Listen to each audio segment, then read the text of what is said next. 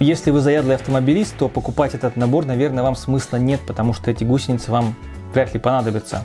Но если же вы любитель какой-то строительной техники гусеничной, а тем более танков, это шикарный ресурсник для вас. Для автомобилистов же лучше взять багги 42-124. Что касается дальнейшей судьбы этого вездехода, то у меня есть огромное желание испытать его с Бувизом 3.0. И не просто поменять родной блок питания на Бувиз, а поменять еще и передаточное отношение задних шестеренок.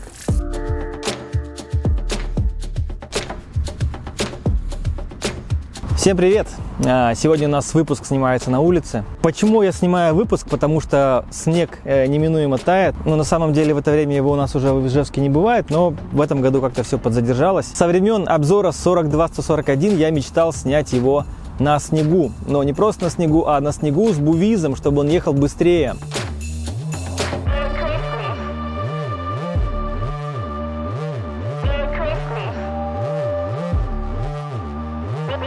Вот он, автомобиль, трансформирующийся гусеничный вездеход. Сегодня мы снимем его с Бувизом, и не просто с Бувизом, а еще с небольшими модификациями для того, чтобы он весь потенциал Бувиза мог реализовать в полной мере. Это Бувиз третьей версии, в котором предусмотрены 4 порта под систему Control+. Старый блок остался на месте.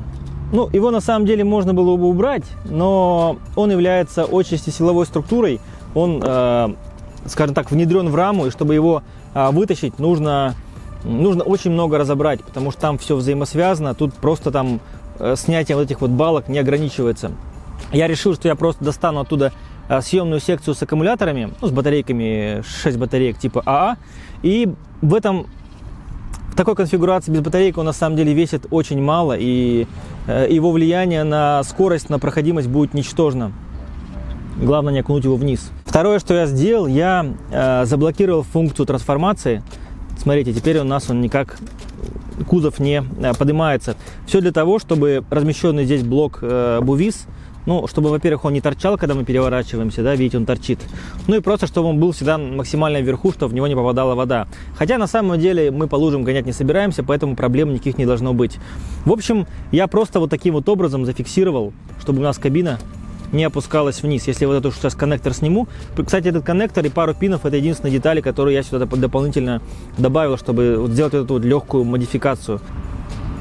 Даже стыдно называть это модификацией на самом деле. Все, у нас заблокирован в режиме оранжевого. Сейчас мы его настроим на джойстик, на геймпад, и поедем бороздить вот эти вот прекрасные просторы. Поля, болота, топи, асфальт.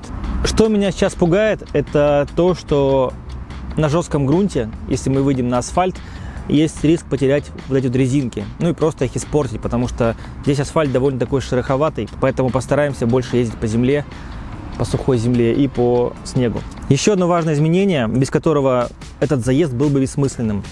Я поменял передаточное отношение главной пары. Она тут, по сути, одна главная пара. Это было передаточно изначально мотор, шестерня на 12, шестерня на 20, то есть было понижение на ведущий каток. Сейчас же я поменял шестеренки местами, сделал мотор 20, а потом 12.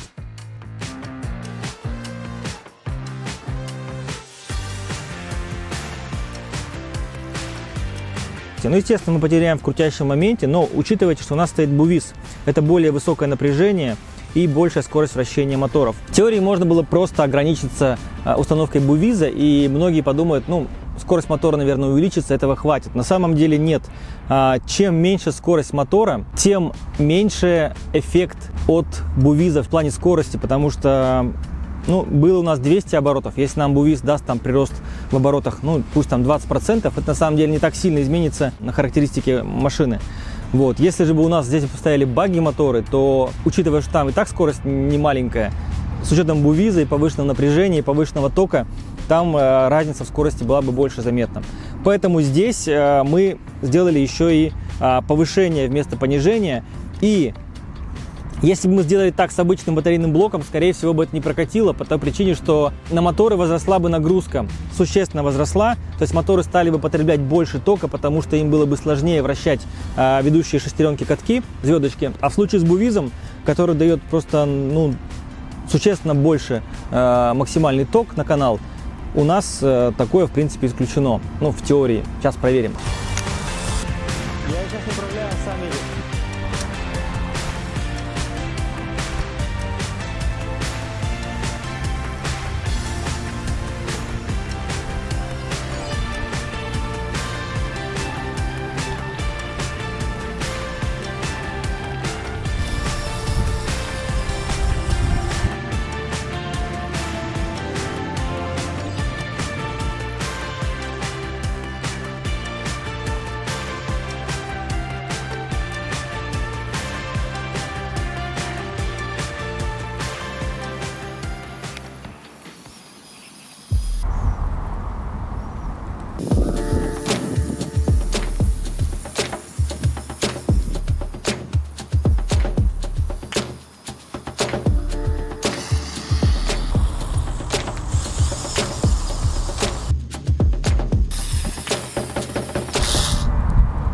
Колесико потерялось.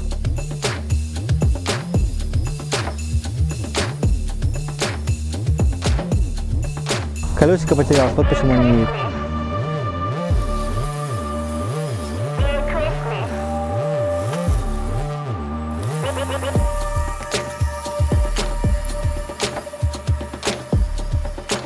Короче, проблема в том, что снег забился, снег очень сейчас такой вязкий, и он забился, и у нас все встало.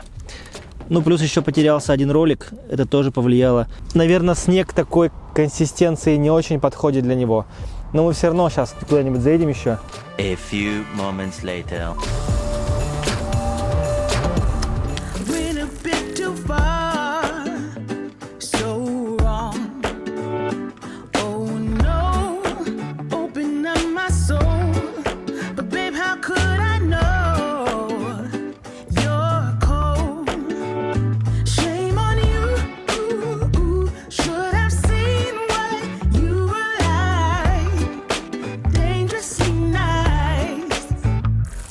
Мы увеличили максимальную скорость, но потеряли, проходим в таких вот тяжелых условиях.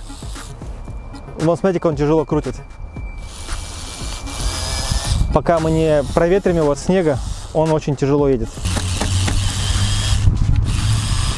Видимо, все-таки не судьба была его покатать по снегу. Наверное, нужно было сделать это недели 3 назад.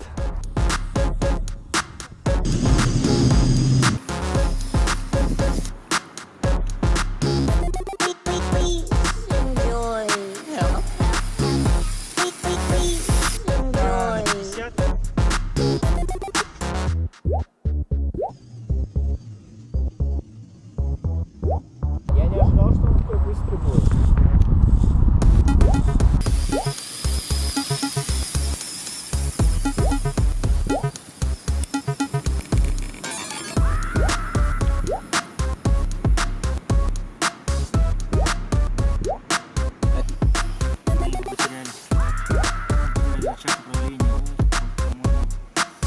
Можно попробовать батарейки побольше напряжения посмотреть. Собственно говоря, что было? Стандартная версия шестеренки стоят вот так вот.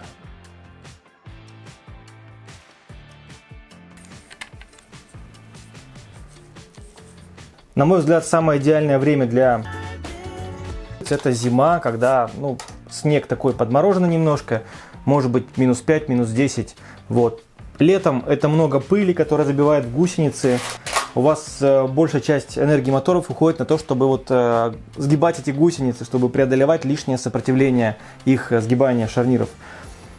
Вот, поэтому все эти бувизы, это, конечно, в Лего, сомнительная ценность для игры, за исключением каких-то редких случаев. Колесные машины летом можно катать, зимой тоже можно катать, но вот по части вездеходов это... Но не забываем, что Лего это все-таки метод проб и ошибок, и когда мы делаем вот такие опыты по замене передач, по выставлению новых каких-то блоков питания, мы получаем скилл и тем самым получаем новые знания для того, чтобы собирать уже свои машины. И это важно для тех, кто учится, кто пробует, пытается. Вот это и есть самое интересное в Лего Техник, что я больше всего люблю. И вам того же советую. Спасибо за внимание. Пока.